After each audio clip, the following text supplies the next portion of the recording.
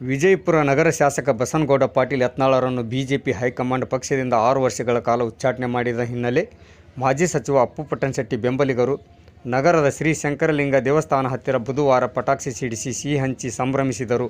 ಈ ವೇಳೆ ಬಿಜೆಪಿ ರಾಜ್ಯ ಅಧ್ಯಕ್ಷ ವಿಜಯೇಂದ್ರ ಅವರಿಗೆ ಜೈಕಾರ ಕೂಗಿ ಸಂಭ್ರಮಾಚರಣೆ ಮಾಡಿದರು. ಯತ್ನಾಳರನ್ನು ಬಿಜೆಪಿಯಿಂದ ಉಚ್ಚಾಟನೆ ಮಾಡಿದ್ದು ಸಂತಸವಾಗಿದೆ ಎಂದು ಬಿಜೆಪಿ ಕಾರ್ಯಕರ್ತರು ಹೇಳಿದರು. ಈ ಸಂದರ್ಭದಲ್ಲಿ ಉಮೇಶ್ ವಂದಾಲ್ ಹಾಗೂ ಬೆಂಬಲಿಗರು ದೇವಸ್ಥಾನದಲ್ಲಿ ಪೂಜೆ ಸಲ್ಲಿಸಿ ಯತ್ನಾಳ್ ಉಚ್ಚಾಟನೆ ನಮಗೆ ಸಂತಸ ತಂದಿದೆ ಎಂದರು.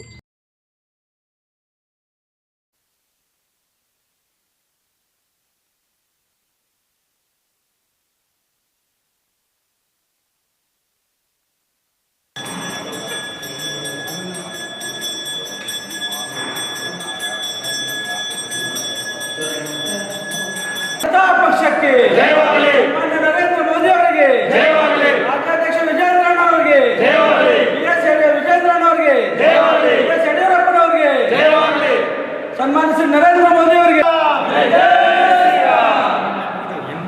ಬೋಲೋ ಶಕ್ತಿ ಮಾತಾ ಕಿ ಜೈ, ಬೋಲ್ ಮಹಾಕಾಳಿ ಮಾತಾ ಕಿ ಜೈ.